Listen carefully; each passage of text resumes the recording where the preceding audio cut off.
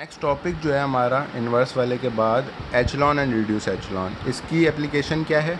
इसकी एप्लीकेशन है कि हमारे पास अगर कोई इक्वेशंस हों और हमें अननोन फाइंड्स करने हैं तो उसके लिए ये यूज़ होता है।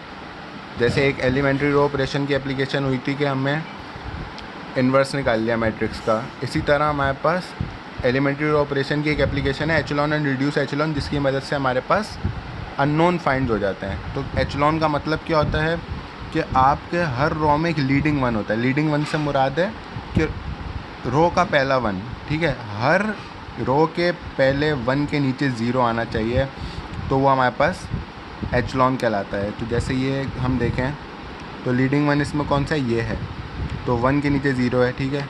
इसमें कौन सा लीडिंग वन? ये है, इसके नीचे ज़ीरो, तो ये एचलॉन है। सिमिलरली ये वाला देखें तो इसका लीडिंग वन है, ये ज़ीरो आ गया। अब इसमें देखें, इसमें लीडिंग वन ही मौजूद नहीं है, सेकंड रो में लीडिंग वन ही मौजूद नहीं है, तो ये एचलॉन नहीं है, ठीक है। तो ये एक एचलॉन की एग्जांपल हो गई। और रिड्यूस एचलॉन क्या होता है कि हर लीडिंग वन के नीचे भी ज़ीरो हो और ऊपर भी ज़ीरो हो। इसमें ऊपर ज़ीरो होने की कंडीशन नहीं है एचलॉन में। लीडिंग वन के नीचे ज़ीरो आ गया, लीडिंग वन के नीचे ज़ीरो आ गया, लेकिन लीडिंग वन के ऊपर आप देखें टू है, इधर सेकेंड रो वाले लीडिंग वन के ऊपर टू है, तो ये एचलॉन है। रिड्यूस एचलॉन कहता है कि हर लीडिंग वन के नीचे भी ज़ीरो हो और ऊपर भी ज़ीरो हो, ठीक है। ऑब्वियसली ये चीज़ उसके ऊपर पहले वाले रो के और लास्ट वाले रो के ऊपर इम्प्लाइड नहीं होगी। तो लास्ट वाले रो के लीडिंग वन के नीचे ज़ीरो होना तो ज़रूरी नहीं है, क्योंकि रो ही ख़त्म हो गई है। और इसी तरह पहले वाले जो रो का लीडिंग वन है उसके ऊपर ज़ीरो होना शर्त नहीं है, क्योंकि ऊपर तो रो ही नहीं है, ठीक है। तो ये हमारे पास आप देख सकते हैं रिड्यूस एचलॉन है कि इसके लीडिंग वन के नीचे भी ज़ीरो है और लीडिंग वन के ऊपर भी ज़ीरो है। अच्छा, अब हमने क्या करना है, हमें एक मैट्रिक्स दे दिया ये, अब हमें इसमें एचलॉन में ट्रांसफॉर्म करना है, यानी रिड्यूस एचलॉन में नहीं करना, सिर्फ एचलॉन में करना है, ठीक है। तो अब एचलॉन में करने के लिए क्या करना है, हमें हर लीडिंग वन के नीचे ज़ीरो बनाना है। एलिमेंट्री रो ऑपरेशन लगाया, R1 और R3 को ऐड किया, यानी कि 2 - 1 3 + 4, तो आप देखें 1 आ गया, 7 आ गया, 4 + 0 4 आ गया, 0 + 2 2 आ गया। R2 + R3 किया तो ये 0 हो गया, -1 + 4 3 हो गया, 4 + 0 4 हो गया, 7 + 2 9 हो गया। R3 में हमने कोई चेंज नहीं किया, R4 में हमने किया 3R3, यानी कि R3 को पहले 3 से मल्टीप्लाई किया, 3 - 3 0 हो गया, 4 3 12 12 + 4 16 हो गया, 1 और 0 हमारे पास 1 हो गया, 6 और 2 3 6 12 हो गया, ठीक है। इसी तरह करते करते फिर हमने R3 में चेंजेस की। इसी तरह एलिमेंट्री रो ऑपरेशन अप्लाई करते करते हम लोग एक स्टेज पे पहुँचे जब हमारे पास हर लीडिंग वन के नीचे ज़ीरो आ गया। अब आपने देखा होगा शुरू में कि पहली रो में भी लीडिंग वन नहीं था, हमने R1 R3 को ऐड करके लीडिंग वन बनाया और उसके नीचे ज़ीरो बनाया। दूसरे में हमने यहाँ पे वन बनाना था, तो करते करते हमने एलिमेंट्री रो ऑपरेशन अप्लाई करते करते इसमें हमने सेकंड रो पे कुछ अप्लाई नहीं किया। यहाँ पे हमने क्या कर दिया, 2 और 4 को चेंज कर दिया, यानी कि 4 को इधर ले आए और 2 को इधर ले आए, ठीक है। उसके बाद हमने R2 - 5 R4 किया, जिसकी वजह से यहाँ पे 1 बन गया, ठीक है। अब अगला हमें क्या करना है, इसको ज़ीरो करना है, क्योंकि लीडिंग वन के नीचे ज़ीरो आना चाहिए, और इसको 1 करना है, ठीक है। तो उसके बाद हमारे पास ये वाला आ रहा है, इसमें हमने R3 में चेंजेस किए, इसको ज़ीरो बना दिया, ठीक है।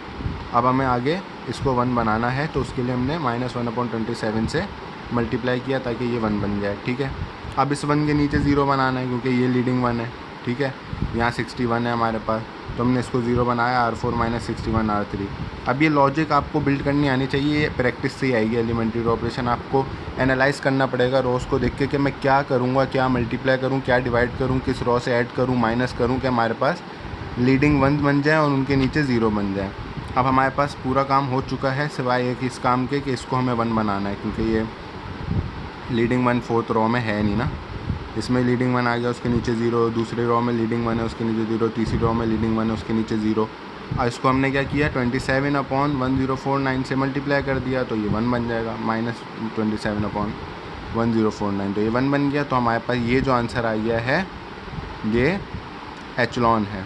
आगे जाके इसकी एप्लीकेशन है कि हमें अभी तो एचलॉन निकालना सिखाया, बस असल में ये जो 1 1 1 आए हैं ये हमारे बाद में अननोन फाइंड्स करने के काम आते हैं। फॉर एग्जांपल ये x1 है, ये x2 है, x3 x4, तो हमारे पास इस तरह वैल्यूज़ आ जाती हैं।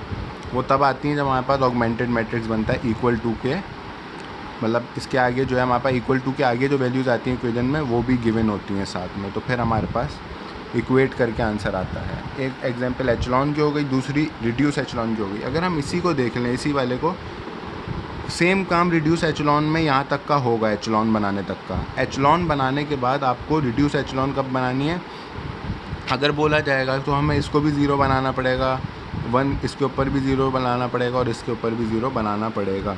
तो हमारे पास इसके लिए रिड्यूस एचलॉन के लिए हमें एक मैट्रिक्स ऐसा दिया गया और इसमें लीडिंग वंस हैं, इसमें पहले से बने हुए, तो हमें सिर्फ इनके नीचे ज़ीरो और ऊपर नीचे ज़ीरो करने हैं। तो करते करते वही सेम काम जो हमने एचलॉन के लिए किया, इसमें हमें रिड्यूस एचलॉन करना था। रिड्यूस एचलॉन में लीडिंग वन के ऊपर भी ज़ीरो आना चाहिए, तो हमने किया और हम लोग ऐसे मोड़ पर पहुंच गए कि हमारे पास बन गई रिड्यूस एचलॉन।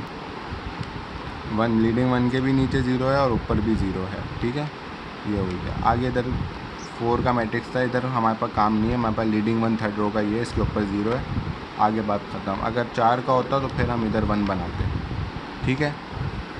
इसमें और कुछ समझाने वाली चीज़ नहीं है, इसमें भी एलिमेंट्री रो ऑपरेशन ही लग रहा है।